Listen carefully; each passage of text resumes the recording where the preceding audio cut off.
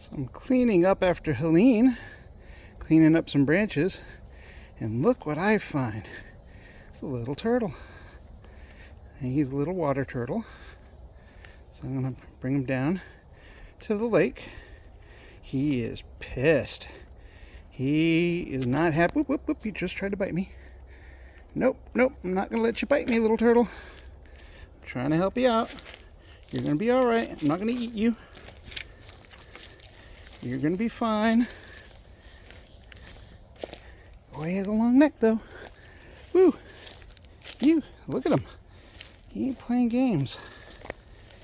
I'll just bring him down to the lake. Let him do his own thing. He was up under the rubble, getting out of the sun. So I want to take him down and let him do his thing. You're going to be okay, little turtle.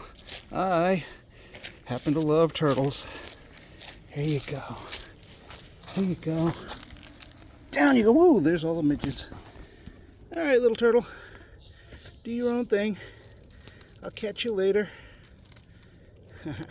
I forgot what kind of turtle this is.